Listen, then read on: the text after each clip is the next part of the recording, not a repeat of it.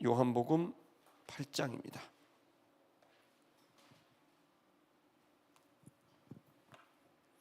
요한복음 8장 12절에서부터 20절까지 한 절씩 교독하겠습니다. 예수께서 또 일러 가라사대 나는 세상의 빛이니 나를 따르는 자는 어둠에 다니지 아니하고 생명의 빛을 얻으리라. 내가 너희를 위하여 증거하니 내 증거는 참되지 아니하도다. 예수께서 대답하여 가라사대 내가 나를 위하여 증거하여도 내 증거가 참되니 나는 내가 어디서 오며 어디로 가는 것을 알미거니와 너희는 내가 어디서 오며 어디로 가는 것을 알지 못하느니라. 너희는 육체를 따라 판단하나 나는 아무도 판단치 아니하노라. 만일 내가 판단하여도 내 판단이 참되니 이는 내가 혼자 있는 것이 아니오 나를 보내신 이가 나와 함께 계심이라. 너희 율법에도 두 사람의 증거가 참되다 기록하였으니 내가 나를 위하여 증거하는 자가 되고 나를 보내신 아버지도 나를 위하여 증거하시느니라. 이에 저희가 묻되 내 아버지가 어디 있느냐? 예수께서 대답하시되 너희는 나를 알지 못하고 내 아버지도 알지 못하는도다. 나를 알았다면 내 아버지도 알았으리라. 같이 하겠습니다. 이 말씀은 성전에서 가르치실 때 연복의 앞에서 하셨으나 잡는 사람이 없으니 이는 그의 때가 아직 이르지 아니했음이로라. 아멘.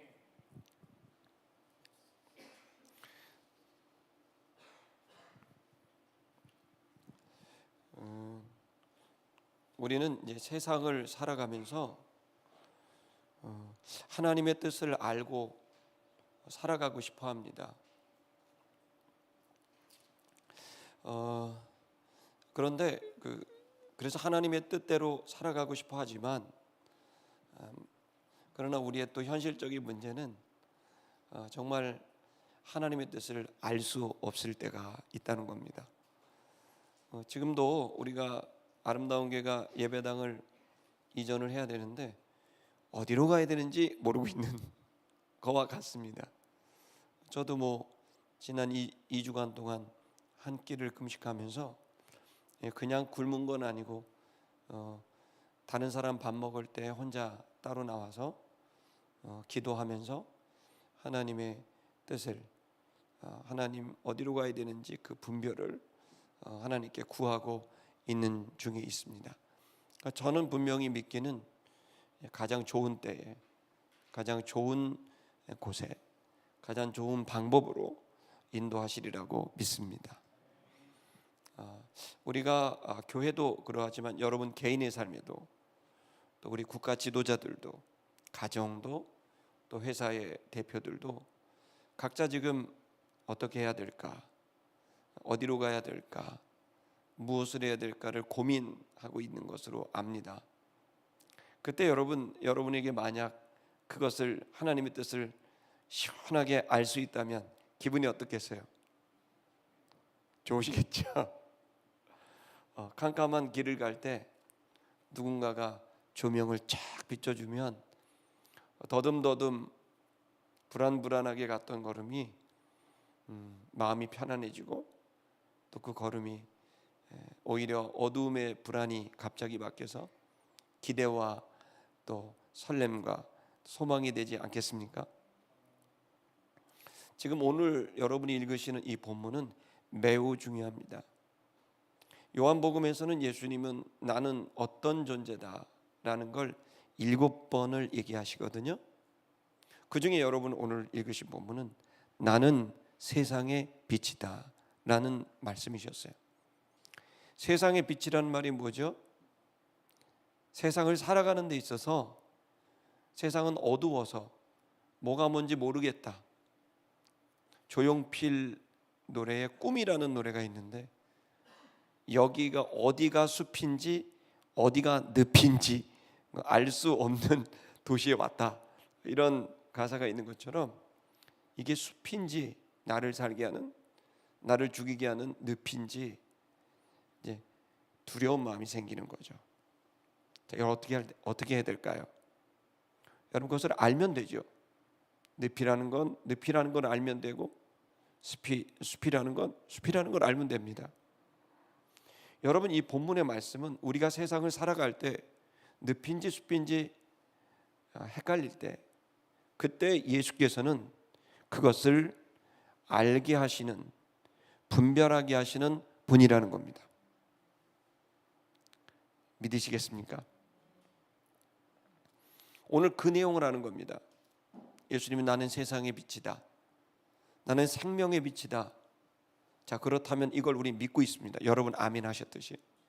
자, 그러면 이걸 어떻게 그 빛, 그 조명을 받을 수 있을까요? 어떻게 분별하고 어떻게 알 수 있을까요? 예수님이 여러분에게 어떻게 효용될 수 있을까요? 여러분, 이 본문이 그것을 우리에게 제시하고 있습니다. 그 진리를 여러분이 깨닫고 주님의 인도함을 받고 분별의 지혜를 얻고 어두운 세상에 밝히 비추는 주의 빛으로 담대하게 여러분의 인생을 살아갈 수 있는 귀한 기회가 열리기를 축복합니다. 여러분, 우리 한번 좀 보실까요? 우리 12절을 보십시다. 그때는 언제입니까? 여기는 이제 개역 성경에는 나오지 않지만 정확하게 접속사로 그때라고 되어 있습니다. 그때는 뭐죠? 바로 가늠하다 잡힌 여인을 바리새인들이 데리고 오고 군중들이 함께 와서 잡아 죽이려고 하고 예수님을 시험했던 곳이죠. 그때. 자, 여러분, 그 두 부류의 사람이 있어요. 가늠하다 잡힌 여인은 다 이유가 있겠죠. 자기가 왜 가늠했는지. 자기 나름대로 결국 가늠할 수밖에 없는, 근데 그 내용은 알 수는 없어요. 또 이 가늠하다 잡힌 여인의 가장 큰 고민은 지금 내가 여기서 죽을 것인지 아니면 살 수 있는 기회가 있을 것인지, 얼마나 두렵겠어요. 자기가 어떻게 처신해야 되는지, 살기 위해서 난 어떤 말을 해야 되고 어떻게 행동해야 되는지 얼마나 두렵겠어요. 자, 그리고 여기 군중들, 바리새인들은 어때요? 예수님을 시험하면서 율법의 조항을 거론하면서 이 여인을 죽여야 되는지, 당신은 죽여야 됩니까? 살려야 됩니까? 라고 얘기를 하고 묻고 있는 거죠. 자, 이 사람들은 알고 있다고 생각하는 것 같아요. 바리새인들은 나는 알고 있다. 그래서 잡아 죽여야 된다는 얘기를 본인들은 이제 확신하고 있고, 그 부분에 대해서 예수님이 평소 하셨던 그 죄인들과 그리고 매국노들, 이런 사람들을 살리시고 살피시는 걸 보면서 예수님의 그러한 일들을 좀 폄하하고 싶고 또 그리고 공격하고 싶은 마음이 있겠죠. 근데 이 바리새인들, 사두개인들, 서기관들은 알고 있다고 생각을 하는 겁니다. 자, 그런데 여러분이 읽으신 본문 8절을 읽었지만 거기에 안다라는 단어, 모른다는 단어가 얼마나 많이 기록되어 있습니까? 너희는 안다, 너희는 모른다, 나는 안다, 너희는 모른다. 안다는 단어는 셀 수도 없을 만큼 많이 나옵니다. 즉, 이 본문의 가장 중요한 단어는 안다 그리고 모른다입니다. 우리의 고민은 알겠다, 모르겠다입니다. 근데 더 문제는 안다고 생각한 그게 여기 서기관들과 바리새인들처럼 잘못 알고 있을 수 있다는 겁니다. 지금 여러분, 우리들이 이 오늘 본문의 말씀을 아주 몰입도 있게 좀 들을 필요가 있습니다. 저는 이 본문이 사두개인들, 또 바리새인들, 서기관들 같은 자기 착각에 빠져 있는, 여러분, 제가 좋아하는, 모두 좋아하죠.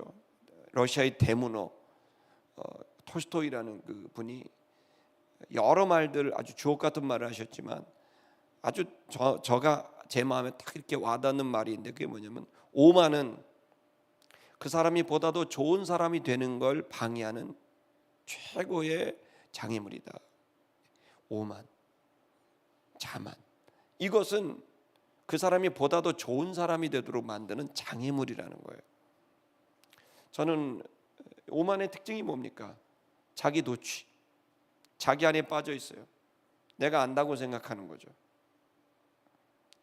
내가 내 생각이 옳고 내 생각이 중요하다고 생각하는 자기 도취에 빠져 있는 거죠. 또 오만은 어떻습니까? 잘난 척을 하는 거죠. 뭐 모르는 소리 하지 말라고. 참 사람들 참 모른다고. 그건 당신 생각이고 자기 잘난 얘기를 합니다. 여러분, 또 오만의 특징은 가식입니다. 자기가 안다고 하는 척을 하고 있는 척을 하고 할 수 있는 것처럼 말을 하는 것들이 결국 우리의 진실에 다가가지 못하게 하는 거죠. 제가 3주 전에 설교했었던 사실과 진실을 알아가는 방식에 대한 얘기를 여러분께 했을 때, 그 사실과 진실은 하나님 앞에 갈 수 있게 하는 문이에요. 그 사실과 진실 앞에 서야 그때야 비로소 내 모습이 다 나오고 상황이 나오고, 그때야 비로소 우리는 보다 더 좋은 사람이 될 수 있는 기회를 맞이할 수 있어요. 그런데 자기 도취에 빠지면 사실과 진실 앞에 못 가요. 잘난 척하고 있으면 못 가요. 외식과 가식을 하고 있으면 그 진실과 사실 앞에 못 가요. 그러면 바뀌어질 수 있는 기회도 없고, 그러면 보다 더 좋은 온전한 하나님의 사람으로 가기는 어려운 거죠.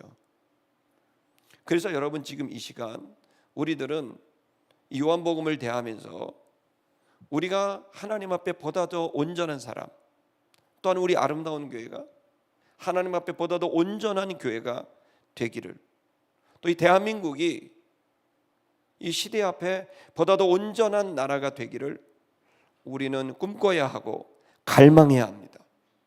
여러분의 성장을, 우리들의 성장을 우리는 갈망해야 합니다. 하나님은 열매가 없는 사람들도 사랑하시지만, 그러나 우리가 열매 맺게 되기를 원하십니다. 우리는 더 성장해야 하고 우리는 더 온전해져야 합니다. 그것은 어린아이든 어른이든 마찬가지입니다. 그런 의미에서 오늘 이 본문은 매우 중요한 원리를 제공하고 있습니다. 나는 세상의 빛이다, 나는 생명의 빛이다 라고 하는 이 말씀, 정말 세상을 살아갈 때 우리에게 생명력 넘치는 삶을 줄 수 있는 빛이 맞는가? 내일 어떻게 될지, 1년 뒤에 어떻게 될지, 10년 뒤에 어떻게 될지 생각하기도 끔찍한 사람이 있을 수 있고, 내 미래가 없다고 생각하는 사람이 있을 수 있고, 난 도대체 모르겠다.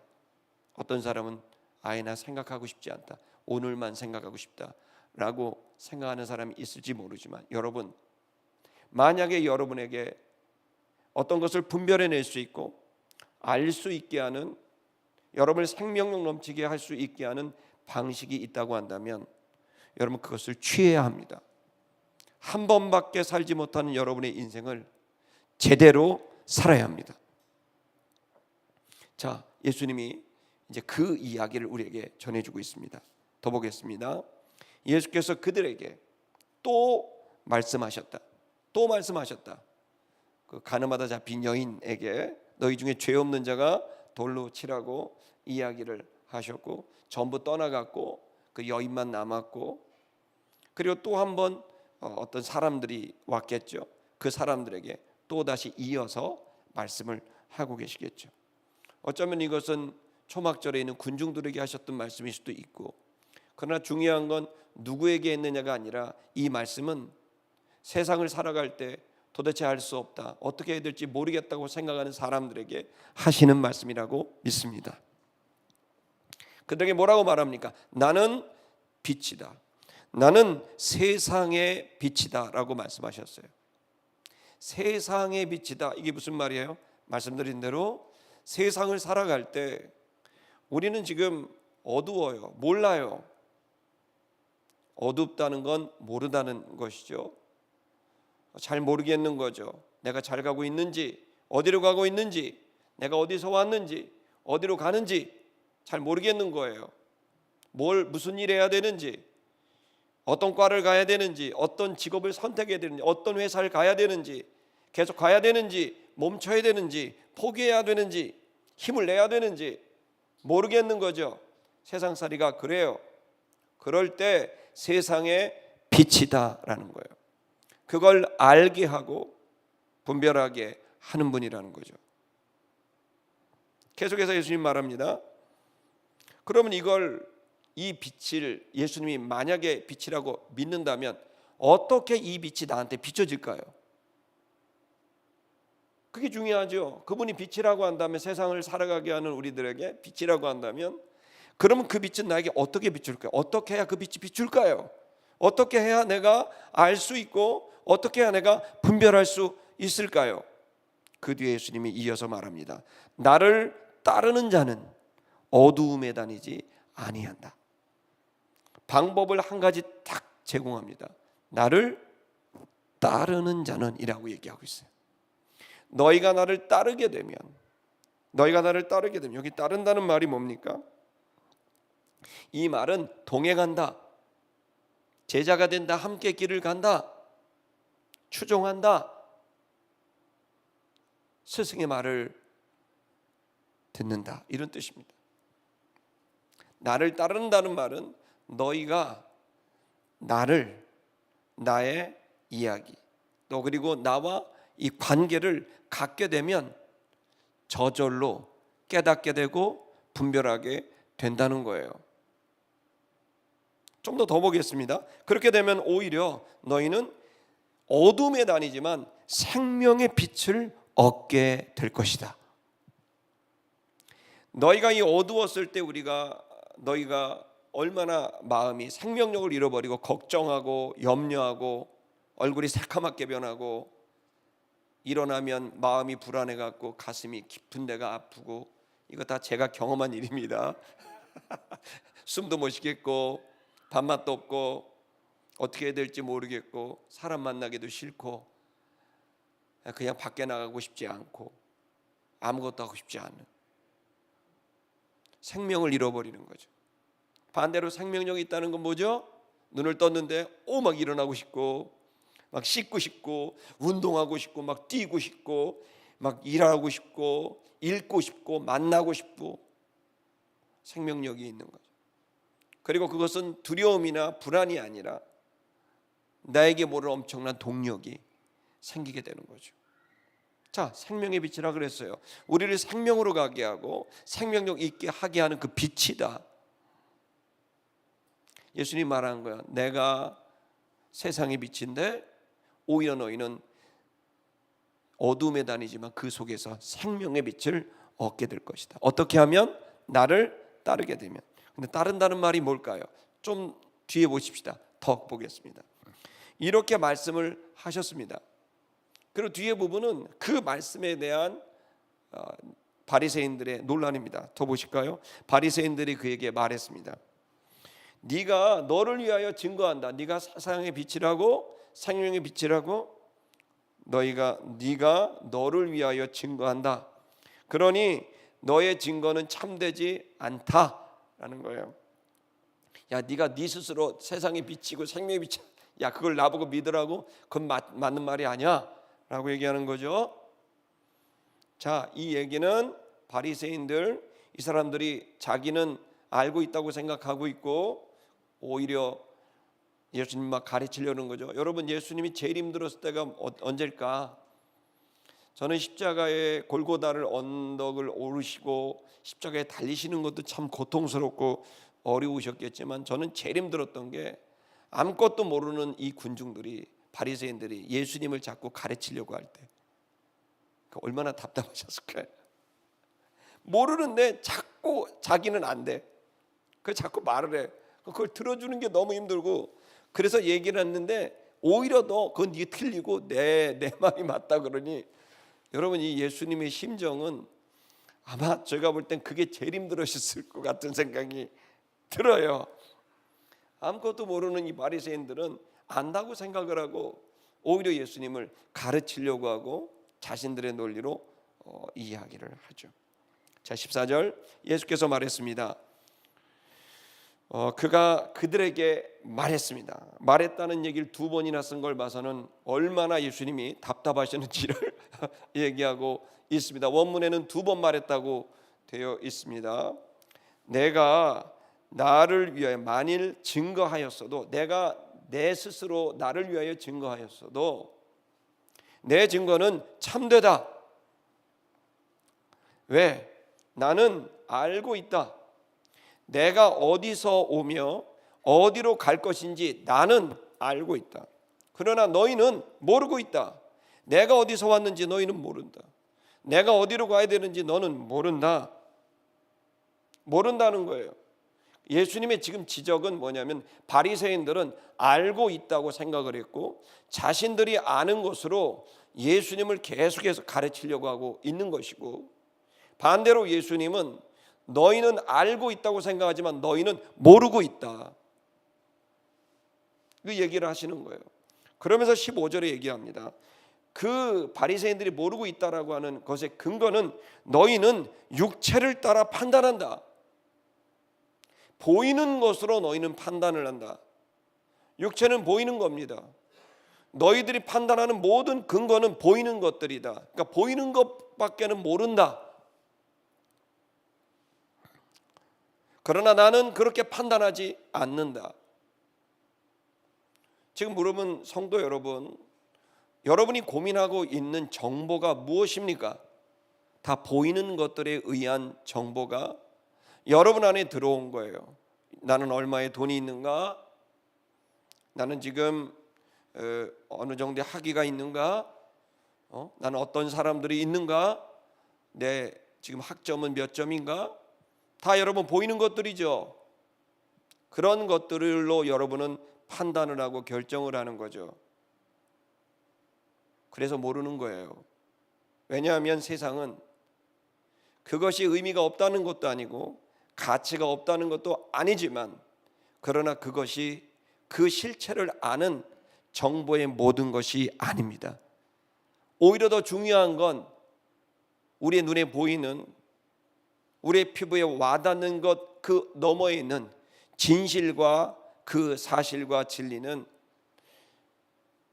우리의 알고 있는 것으로 충분히 이해될 수 없는 정도의 내용일 수 있다는 겁니다.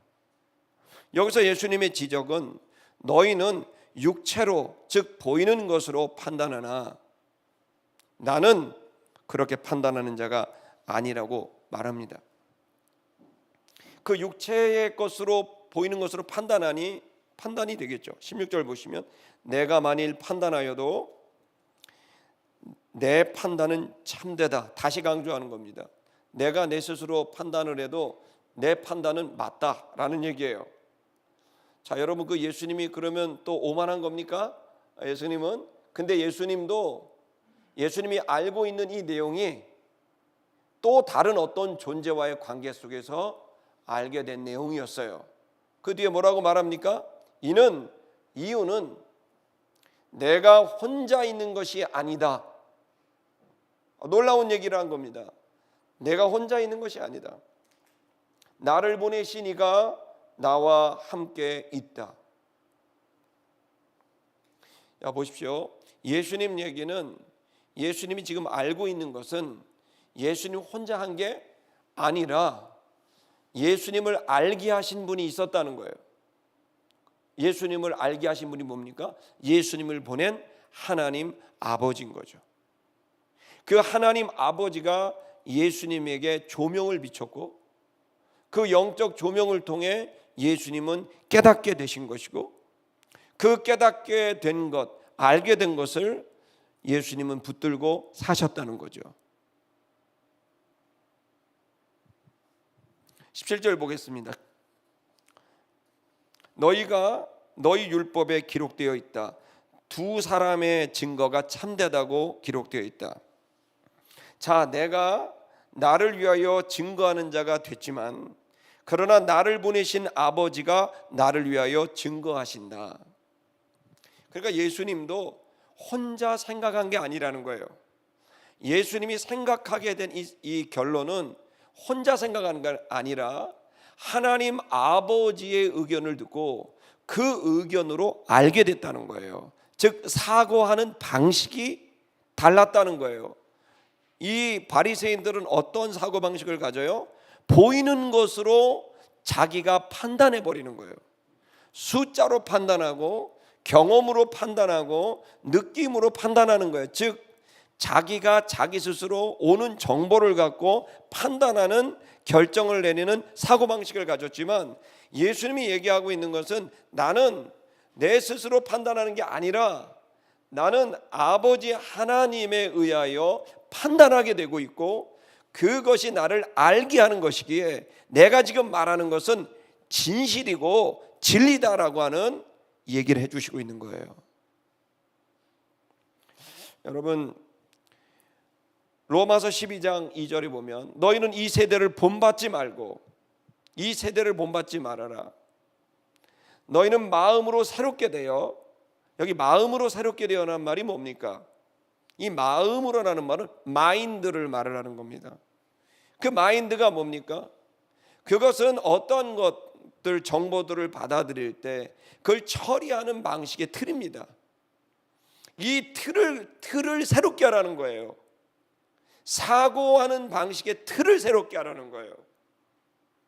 생각 덩어리를 바꾸라는 게 아니라 생각 덩어리가 들어왔을 때 그걸 처리하게 되는 사고하는 방식을 갖게 된 그 틀, 그 마인드를 새롭게 하라는 거예요. 이 마인드가 바뀌어야 진짜 신앙이 되는 거예요. 아무리 성경을 들어도 마인드가 안 바뀌면 계속 그 틀 안에서 그 생각이 진리와 진실에 이르지 못해요. 생각의 틀, 사고 방식의 틀이 바뀌라는 거예요. 이 세대는 어떻게 방식이에요? 보이는 그것들, 육신을 따라 모든 게 돼요. 교회를 다니는 사람이나 안 다니는 사람들이나, 사람들은 지금 얼마 있나? 나를 도울 사람이 누가 있나? 내가 가지고 있는 학력이 뭐가 있고 라이센스가 뭐가 있나? 보이는 것들이죠. 건강이 얼마나 되나? 그런 것을 갖고 자기 스스로 판단을 해요. 그리고 그것으로 판단하여 결정하게 되는 거죠. 그리고 그들은 알고 있다고 생각을 하는 겁니다. 그러나 예수님의 얘기는 달라요. 그게 아는 게 아니다.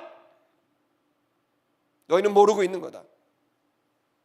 너희들이 진짜를 알려면, 진실을 알려면, 생명의 빛을 얻으려면, 세상을 살아갈 때 너의 길에 확신에 차서 세상을 알고 살아가려면 너희는 세상의 그 마인드를 갖고 사는 게 아니라 새로운 마인드, 마음으로 새롭게 하여 하나님의 기뻐하시고 온전하시고 그 뜻을 분별하도록 하라고 하는 이 말씀, 분별할 수 있는 마인드가 되는 거죠.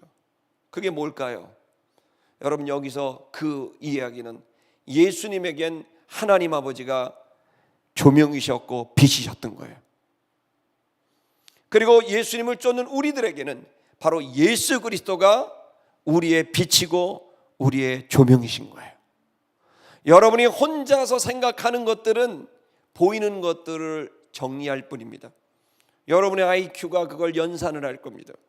여러분의 EQ가 그것을 감성으로 받아들일 겁니다. 그러나 여러분, 그건 여러분 안에 있는 것이기에 그 세상의 빛, 생명의 빛에 이르게 하지 못하는 거예요. 예수님은 말씀하시는 거예요. 너희들의 사고방식에 내가 있어야 돼.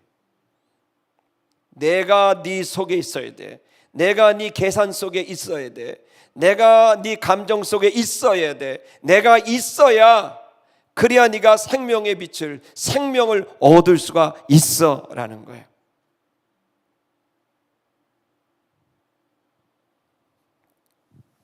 좀 더 보겠습니다. 자, 19절 저희가 물었습니다. 이에 저희가 묻되 네 아버지가 어디 있느냐? 모르는 거예요. 이 무슨 얘기 하는지를 몰라요. 예수님이 누군지 몰라요. 자신들이 아는 게 요셉의 아들이라고, 마리아의 아들이라고만 생각하는 거죠. 몰라요. 예수께서 대답했습니다. 너희가 나를 알지 못한다. 그러니 내 아버지도 알지 못하는구나. 너희가 나를 만약 알았다면 너희가 내 아버지도 알았을 것이다. 그가 가르치실 때, 이 말씀을 하셨을 때 연복의 앞에서 하셨다. 연복은 헌금함이죠. 사람들이 가장 많이 모인 곳입니다. 중앙입니다. 그 연복의 앞에 하셨지만 누구도 예수님을 잡으려는 사람이 없었다. 그 이유를 뭐라고 말하냐면 그의 때가 아직 이르지 않았기 때문이다 라고 얘기하고 있습니다. 자, 여러분 저를 보십시다. 지금 우리들은 잘 모르는 것에 대한 고민에 있습니다. 이 사업을 계속할지 멈춰야 될지, 이 공부를 고시 공부를 계속해야 될지 멈춰야 될지, 제가 막 받은 상담 얘기하는 겁니다. 이 사람하고 만나야 될지, 여기서 멈춰야 될지, 이 회사를 가야 될지 아니면 다른 회사를 정해야 될지 등등 우리들은 계획을 하고 뭔가를 결정을 합니다. 그때 대부분의 것들이 뭡니까? 우리가 알고 있는 육신의 것들로 생각할 수밖에 없지요. 우리가 받은 지금 가지고 있는 것들이 무엇이냐에 따라 결정될 수밖에 없어요. 그런데 여러분, 우리가 인생을, 여러분의 짧은 인생을 살아보면 또 그래요. 분명히 내 계산하는 이게 맞는데 살아보니 어떻습니까? 내가 모르고 있는 게 너무 많았다는 걸 알지 않습니까? 가장 많이 느끼는 게 사기 당했을 때 그럼 도대체 이게 뭔가 저 사람이, 그래서 여러분이 정말 확신하고 있었을 때 시간이 지나 보면 내가 모르는 게 너무 많았구나, 그 사실과 진실을 잘 몰랐구나 느끼잖아요. 그런 일이 몇 번 있다 보면 겁이 나죠. 인생은 그래서 50대 60대가 되면 겁이 납니다. 이제 여기서 무너지면 다 무너질 것 같고 내 인생에 다시 회복되지 못할 것 같은 두려움이 옵니다. 자, 여러분 이때 어떻게 될까요? 빛이 필요합니다. 조명이 필요합니다. 내가 지금 어디 서 있는지 모르는데 그 빛이 비춰주면 아, 여기가 숲이었구나, 아, 여기가 늪이구나 라는 걸 깨달을 수 있지 않을까요? 그렇죠. 그렇기 때문에 여러분, 우리의 사고방식에, 우리의 마음에 주님이 들어오셔야 그 진실, 그 사실, 진리, 그리고 그 생명에 이룰 수 있게 되는 걸 저는 여러분에게 도전합니다. 아멘. 여러분, 그래서 이 본문은 나를 따르는 자라고 얘기를 하고 있습니다. 나를 따르는 자, 따른다는 거예요. 따른다는 게 뭡니까? 여러분, 따른다는 건 조금 전에 말씀드린 대로 주님 앞에 내 생각을 좀 내려놓는 겁니다. 좀 내려놔야 돼요. 그리고 이 하나님의 말씀을 잘 따르기 위해서는 뭐냐면, 보통 사람들은 주님 지금 이걸 가야 됩니까 말아야 됩니까, 이 사람하고 결혼해야 됩니까 말아야 됩니까, 이거 얘기하죠. 근데 여러분, 먼저 이걸 알아야 돼요. 그거 하기 전에 먼저 여러분이 알아야 될 건 하나님 주님을 따라야 된다는 걸 알아야 돼요. 따른다는 게 뭡니까? 그것은 주님과의 올바른 관계를 정립해야 되는 게 우선이라는 거예요. 우리는 주님과의 관계는 생각을 안 하고 당장 해야 돼요 말해야 돼요 이거부터 생각해요. 여러분, 그 관계가 올바르지 않으면 주님이 말씀하셔도 들리지 않아요. 우리는 안다고 생각하고 확신에 차 있고 주님 이거 제발 들어주세요 땡깡 부리는 거거든요. 그래서 하나님과의 관계가 올바르게 돼야 하나님의 제대로 된 진리를 들을 수 있고 진실을 들을 수가 있는데, 이 가리워진 거예요.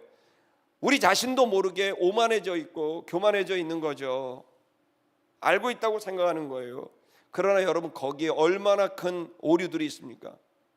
그래서 여러분, 하나님의 인도함을 구하는 아주 어려운 상황에 놓이신 여러분이 있다면 그럼 반드시 뭐 해야 되는 줄 아세요? 반드시 해야 될 거는 죄짓지 말아야 돼요. 그리고 회개하면서 하나님 앞에 하나님과의 관계를 다시 한번 사랑의 관계로, 내가 지금 하나님과 어떤 관계냐 이거부터 점검해야 돼요. 내가 지금 이 순간 나는 하나님하고 친한가? 근데 친하지도 않아. 말씀도 안 봐, 기도도 안 해, 순종도 안 해, 헌신도 안 해. 근데 이 순간 어려우니까 주님 이거 어떻게 해야 돼요? 이사해야 돼요 말아야 돼요? 취업을 해야 돼요 말아야 돼요? 이거 묻고 있는 거예요. 여러분, 이거는 여전히 마인드가 안 바뀐 거예요. 마음을 새롭게 해야 돼요.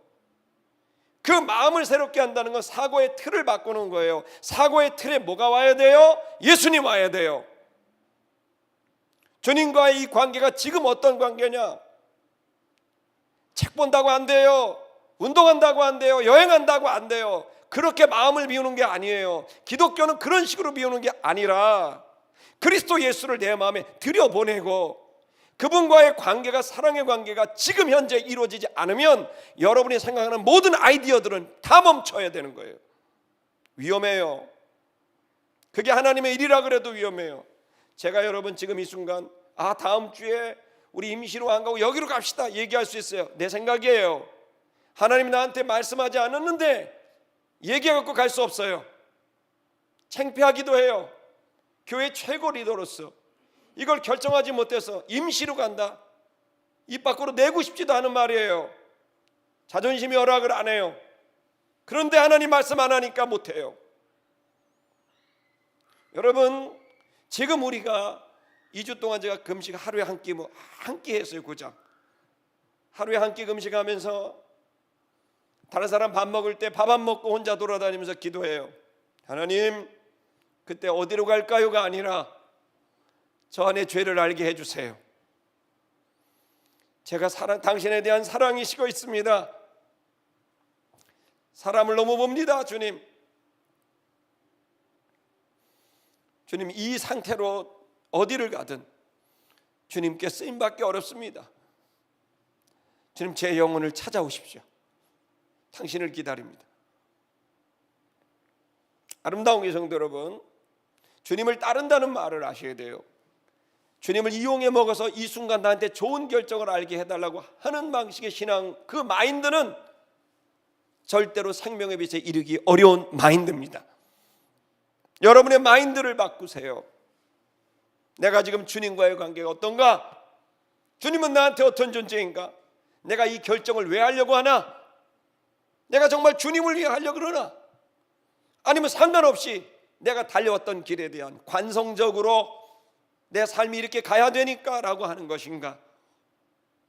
먼저 여러분, 주님을 이 생명의 빛으로 얻으려면 주님과의 관계, 이 사랑의 관계, 이 은혜의 관계 안으로 들어가셔야 됩니다. 여러분이 만약에 그렇지 않고 느낌이 이거 좋은 것 같아, 여러분 다 망하는 길이에요. 내가 성경을 봤는데 이 구절이 떠올랐어, 다 망하는 길이에요. 그 성경 구절로 망해요.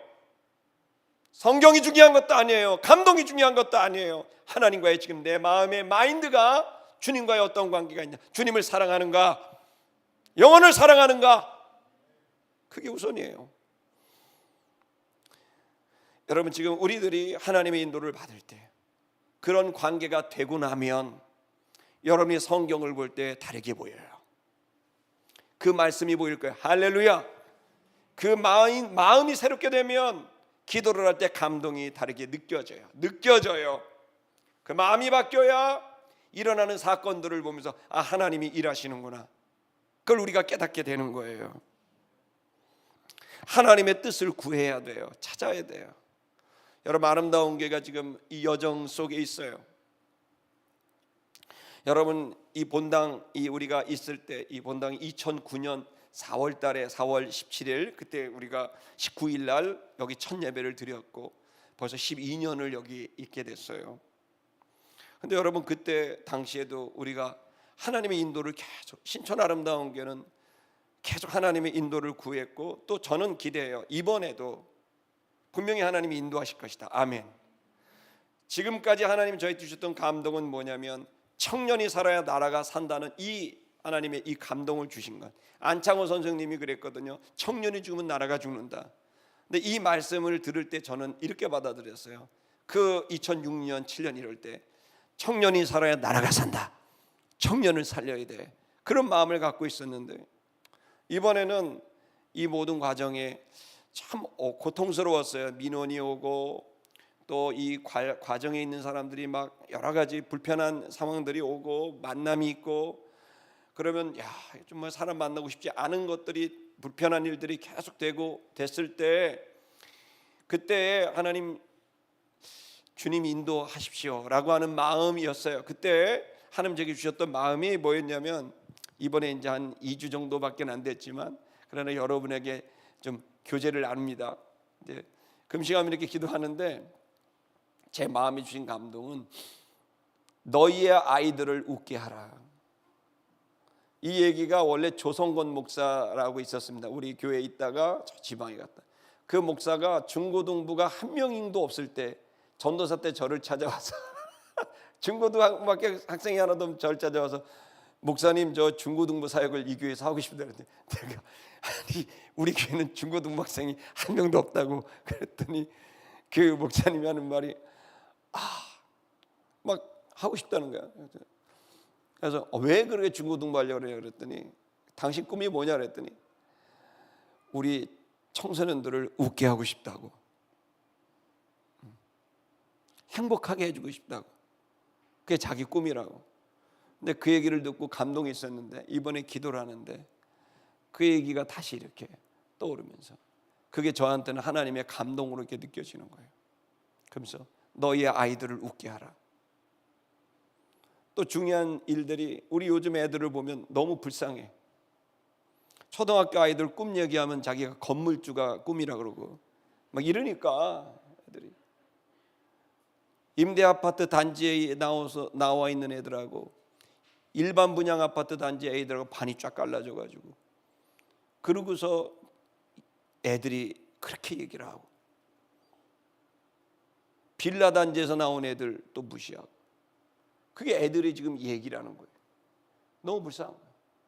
근데 애들이 이렇게 된 게 뭘까 또 생각해 보면은 얼마 전에 정인이가 구타로 죽었어요. 그거를 보는데 거기 또 그 부모가 교인이야. 목회자 자녀들이라 그래요. 난 이 사건들을 이렇게 보면서 하나님 내 마음속에 청년 사역을 오래 했지만 이 청년들이 이미 망가진 상태로 청년이 되는 거예요. 복음이 튕겨나와요. 왜 그럴까? 세상이 약해진 것도 있지만 교회가 책임을 다하지 못한 게 있다. 그런 마음에서 이번에 저에게 너희 아이들을 웃게 해라. 교회가. 제가 지난주에 전 잠이 안 오면 TV를 봐요. TV를 보면 좀 잠이 와. 책 보거나 바둑 보면은 잠을 못 자. 그래서 그런 걸 안 보고 이제 TV를 아무 생각 없이 이렇게 보면 이제 잠이 자요.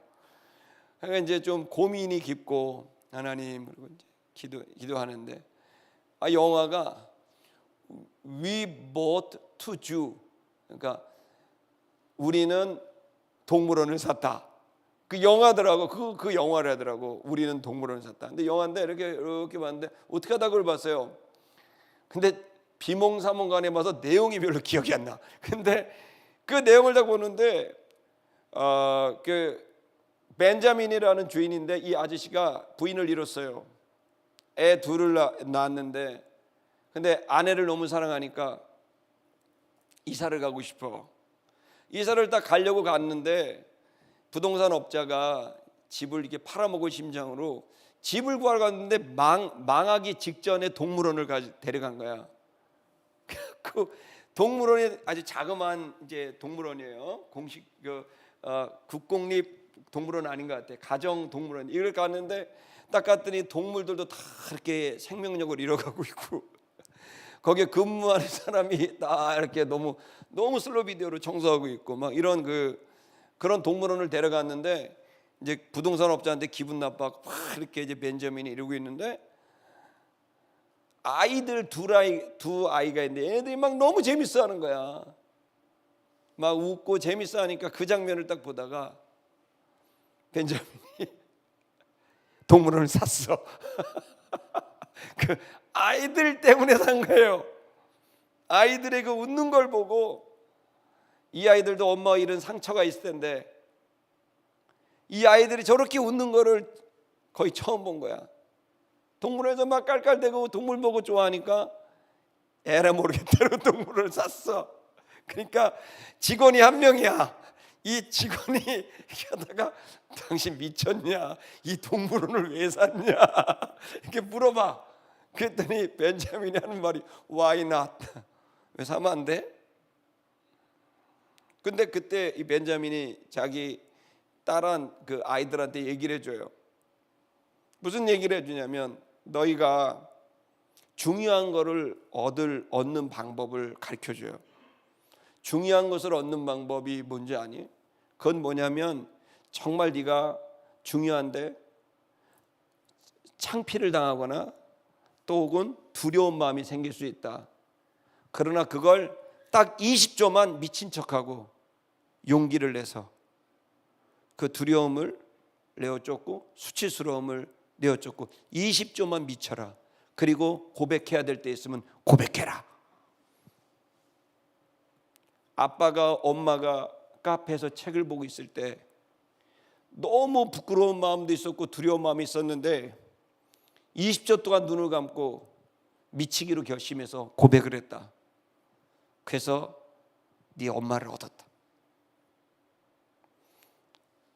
이 사람은 동물원을 또 얻을 때도 이 아이들의 행복을 위해서 미친 결정이죠. 동물원을 왜 사요? 그러나 눈을 감고 이 아이들을 위해서 동물원을 샀다는 거예요. 그 얘기를 해줘요.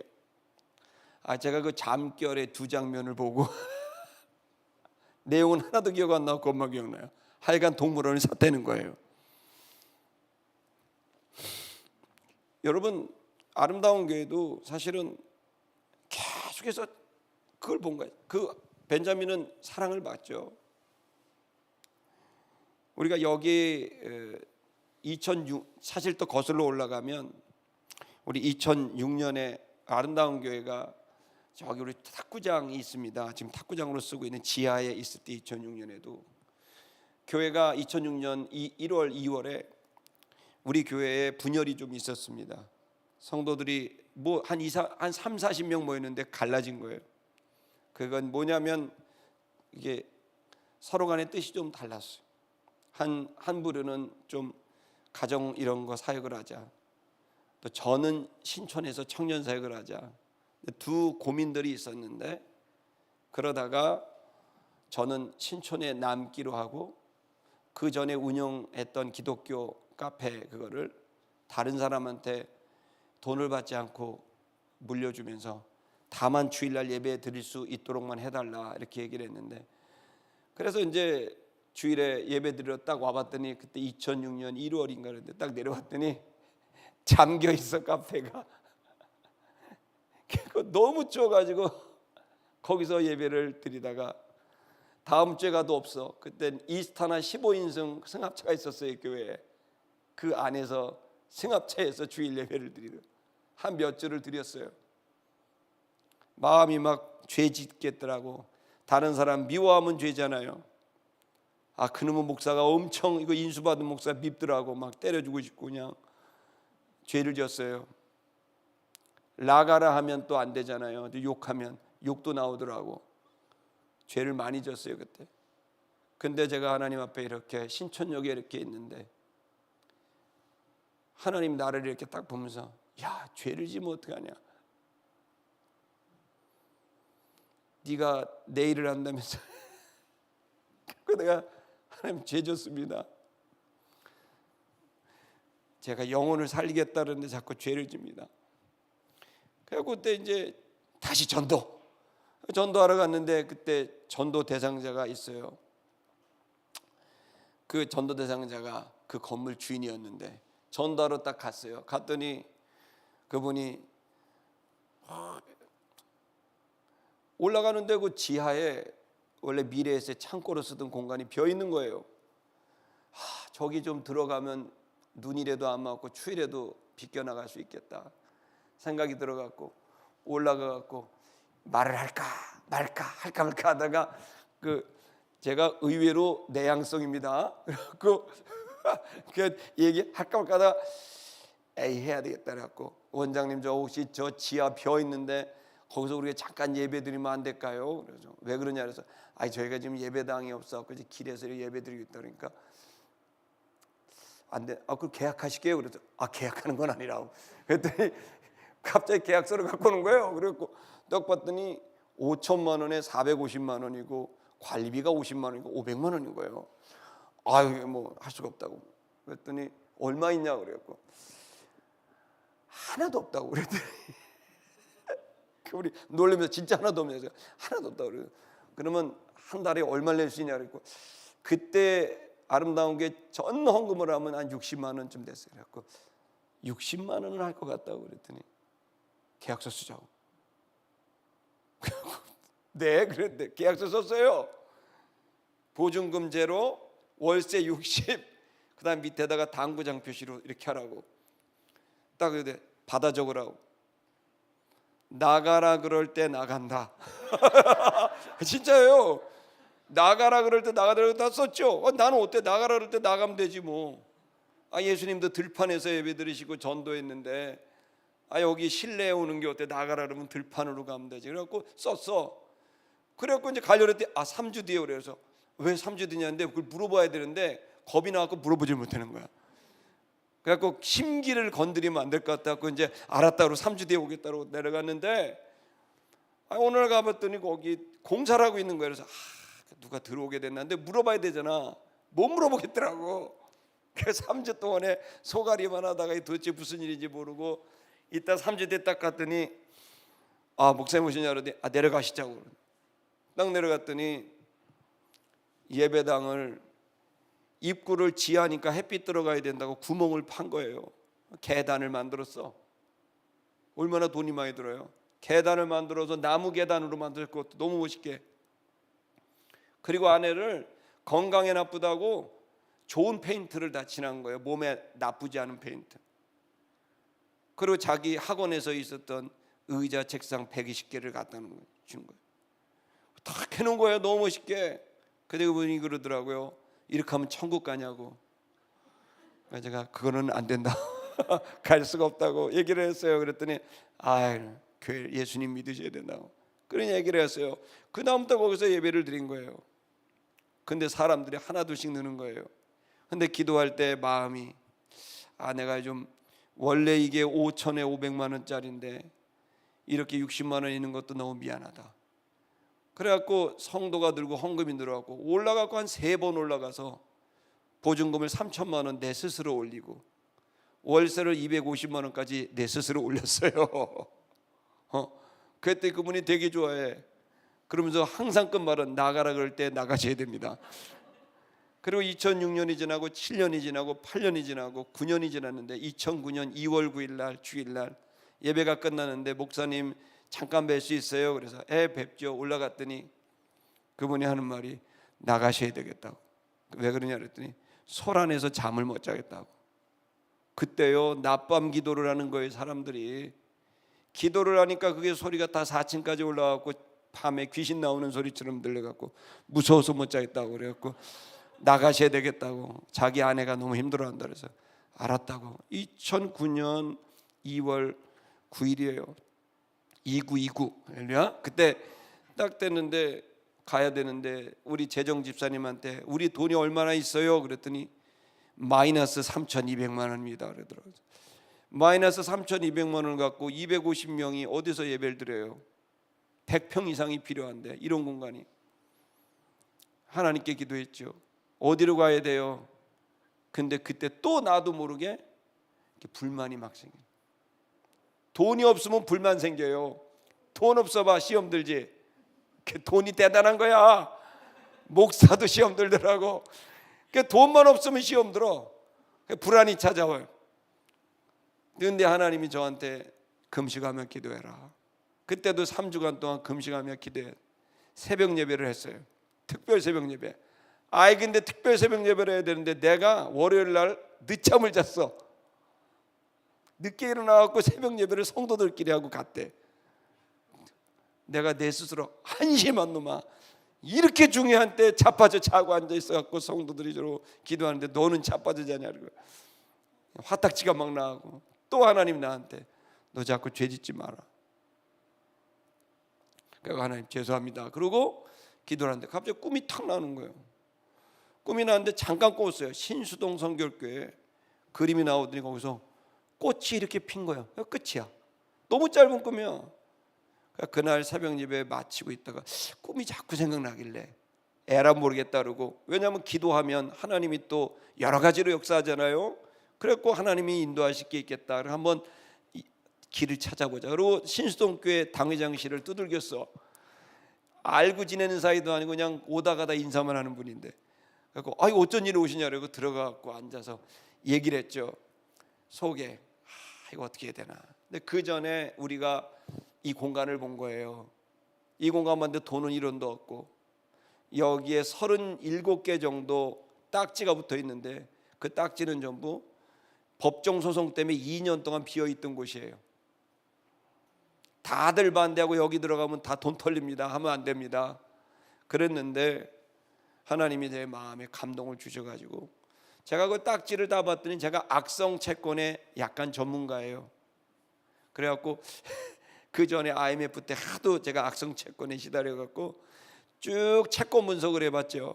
그랬더니 이 한라건설 건설회사에 했는데 돈을 못 받은 거예요.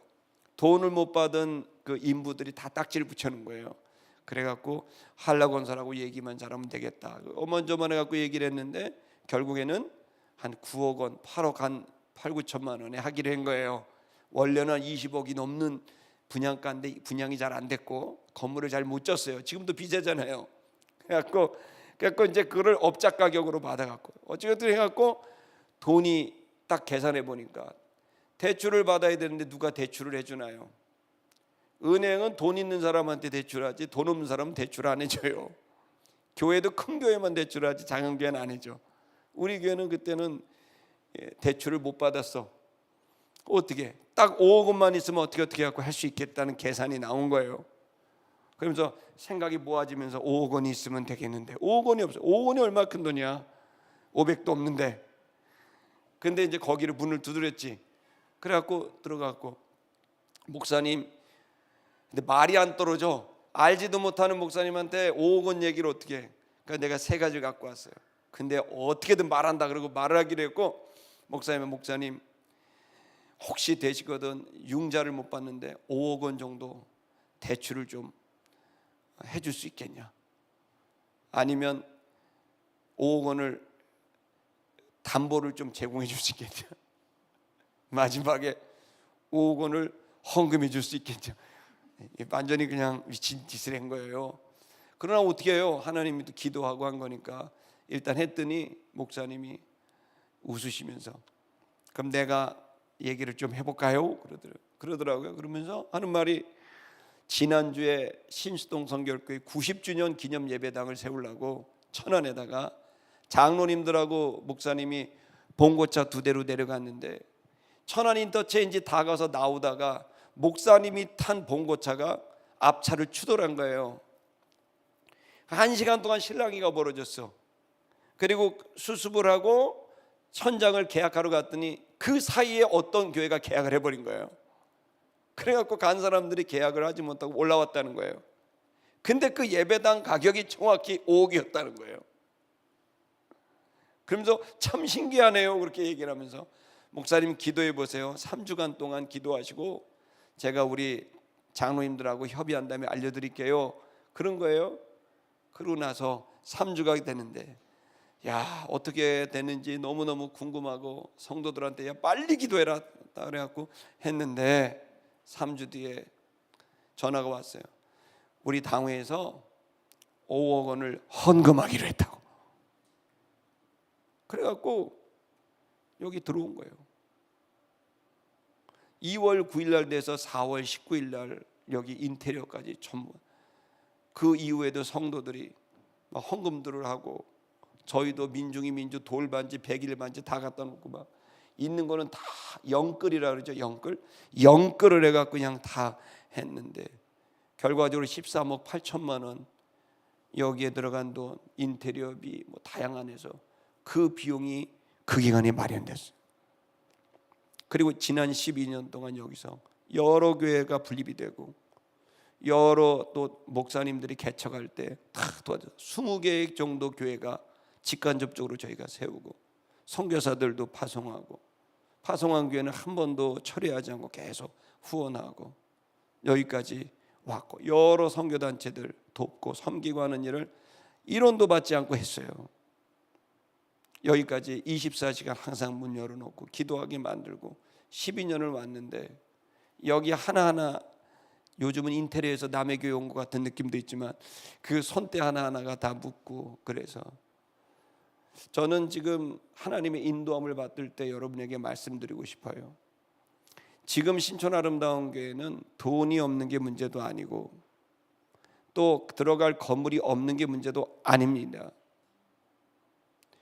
문제의 핵심과 본질은 지금 이 순간 내가, 우리 성도들이, 아름다운 교회가 하나님과 사랑의 관계를 맺고 있느냐 맺고 있지 못하느냐가 핵심입니다. 이 일을 담당하고 진행하는 사람들이 하나님과의 관계, 또 온 성도들이 하나님과의 지금의 관계가 가장 우선되고 중요한 일입니다. 여러분, 그렇게 해서 하나님께 기도하면 어떤 일이 벌어질까요? 여러분, 신기해요. 나중에 그렇게 되면 마치 이렇게 우리가 기도하다 보면 점점 그 기간이, 기도의 시간이, 말씀의 시간이 길다 보면 이렇게 뜻이 모아져요. 희한해요. 이렇게 마치 산적해져 있는 어떤 그 흙들을 모으듯이 말이에요. 이렇게 모아져요. 그럼 나중에는 하나의 뭐가 딱 나와요. 그리고요, 뜻이 딱 세워져요. 그리고 마음이 편안해져요. 그리고 그것을 선택하고 가면 되는 거예요. 그 전에는요, 온갖 생각들과 조건들과 방향들이 막 산적해요. 그 기도해야 돼요. 금식하며 기도하면 이게 모아져 이렇게. 그래서 마치 폭풍을 지나는 것 같이 정신이 없지만 어느 순간 하나님만 바라보고 딱 가면 폭풍의 눈에 딱 들어온 것처럼 태풍이 막 불어도 태풍의 눈에는 고요가 있는 거예요. 하늘이 다 보이는 거예요. 여러분, 하나님의 응답이 그렇게 우리를 분별하게 하고 알게 하십니다. 저는 신촌 아름다운 교회, 저는 기대가 됩니다. 할렐루야. 일단 출애굽 교회라고 생각하십시오. 일단 짐 들고 튑시다. 아멘. 일단 튀어. 그 다음에 이제 어디로 가는지 몰라. 일단 홍해부터 이제 갈라지면 되고, 하여간 이제 튑시다. 그리고 일단 출발을 하고 가지만 거기서 중요한 건 우리의 방법이 아니라 주님과의 관계입니다. 구름 기둥 불 기둥을 바라보며 나아가는 저와 여러분 되시기를 축복합니다. 찬양합시다.